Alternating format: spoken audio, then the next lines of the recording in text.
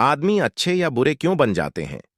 यह एक ऐसा सवाल है जिसका जवाब हजारों सालों से दार्शनिक, धर्मशास्त्री और मनोवैज्ञानिक खोज रहे हैं।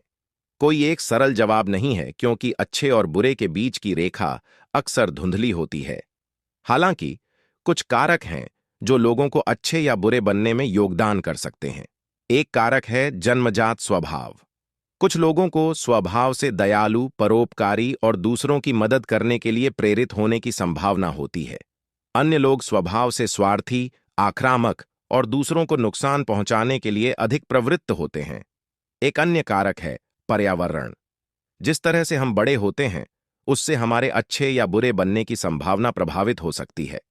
अगर हम प्यार और समर्थन के माहौल में बड़े होते हैं, तो हम दूसरों के प्रति दयालु और समझदार होने की अधिक संभावना रखते हैं।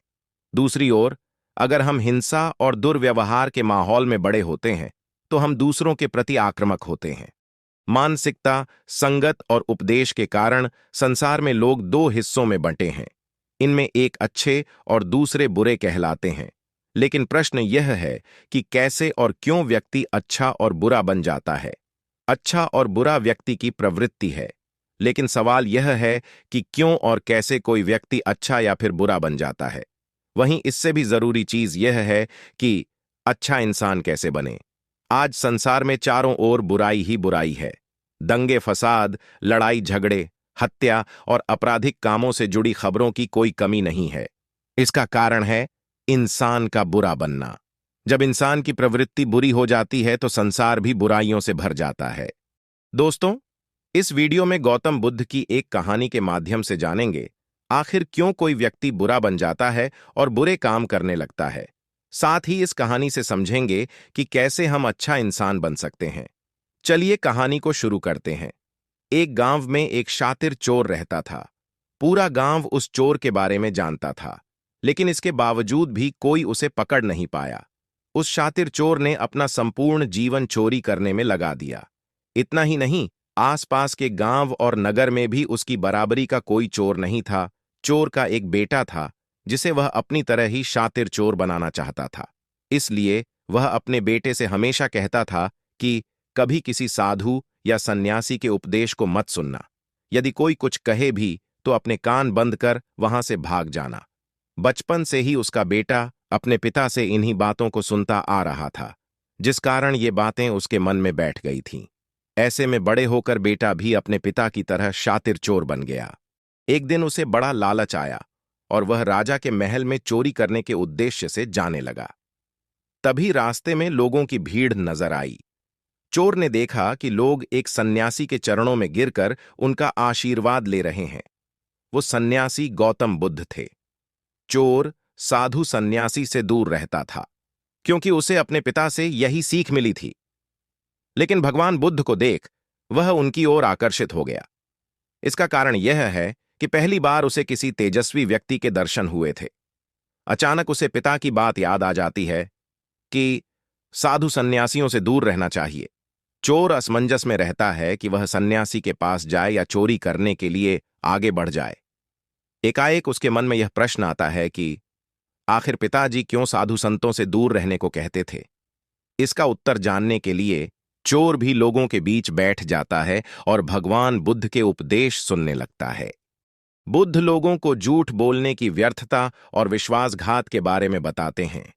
उपदेश समाप्त होने के बाद सभी लोग अपने घर लौट जाते हैं और चोर भी चोरी करने के लिए महल की तरफ निकल जाता है। लेकिन पूरे रास्ते वह यही सोचता रहता है कि क्यों न एक बार उस सन्यासी के उपदेश में कई बातों को मानकर देखा जाए।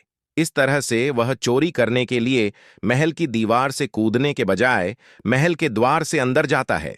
उसे देख महल के द्वारपाल उसे रोकते हैं और भीतर जाने का कारण पूछते हैं। चोर कहता है, मैं चोर हूं और महल में चोरी करने जा रहा हूं। द्वारपाल उसकी बातें सुनकर हंसने लगते हैं और कहते हैं, जरूर यह महल का सेवक या नौकर होगा और हमसे मजाक कर रहा है। यह सोचकर वे उसे महल के अंदर जाने दे देते हैं। महल जाने के बाद चोर खजाना रखे तिजोरी के पास पहुंच जाता है और तिजोरी को तोड़कर धन और आभूषण को पोटली में भरकर भागने लगता है। तभी उसकी नजर महल के रसोई पर पड़ती है। रात होने के कारण सभी सो रहे होते हैं और रसोई में कोई नहीं रहता है। चोर को जोर की भूख लगी थी, इसीलिए वह रसोई में जाकर पेट भर खाना खा लेता है। इसके बाद चोर वहां से जाने लगता है। तभी उसे बुद्ध के उपदेश में सुनी दूसरी बात याद आती है कि जिसका नमक खाया है उसके साथ कभी भी विश्वासघात नहीं करना चाहिए। चोर सोचता है, मैंने इस महल का नमक खाया है, ऐसे में इनका धन चोरी कर मैं इनके साथ विश्वासघात करूंगा। इसीलिए चोर चुराए हुए धन को रसोई में ही छोड़कर जाने लगता है। महल के एक व्यक्ति की नजर चोर पर पड़ जाती है और वह शोर मचा देता है, जिससे महल के लोग चोर को पकड़ लेते हैं और राजा के पास ले जाते हैं। राजा चोर से पूछता है कि जब तुमने चोरी कर ली थी तो फिर इसे छोड़कर क्यों जा रहे थे? चोर कहता है, एक सन्यासी के उपदेश के कारण। चोर की बात से राजा प्रभावित होते हैं और उससे कहते हैं, अगर तुमने ऐसे उपदेश बचपन से ही सुने होते तो तुम कभी चोर बनते ही नहीं। इतना कहकर राजा ने उसे कोई सजा नहीं दी और छोड़ दिया। लेकिन राजा ने उससे कहा कि एक बात याद रखना, सही संगत और सही उपदेश से ही व्यक्ति अच्छा इंसान बनता है। बचपन से ही गलत संगत और गलत उपदेश मिलने के कारण वह बुरा व्यक्ति बन जाता है। संगत और उपदेश व्यक्ति का जीवन बदल देते हैं। दोस्तों, इस कहानी से हमें कई महत्वपूर्ण सीख मिलती है। सबसे पहले यह हमें याद दिलाता है कि अच्छे और बुरे के बीच की रेखा हमेशा स्पष्ट नहीं होती है। अक्सर लोग अच्छे और बुरे दोनों कार्य करते हैं। दूसरा, यह हमें याद दिलाता है कि हमारे अच्छे या बुरे बनने के लिए जिम्मेदार हम खुद हैं। हम हमेशा अपने जीवन में होने वाली चीजों के लिए जिम्मेदार नहीं होते हैं, लेकिन हम हमेशा अपने प्रतिक्रियाओं के लिए जिम्मेदार होते हैं। तीसरा, यह हमें याद दिलाता है कि अच्छे बनने का प्रयास करना हमेशा फायदेमंद होता है।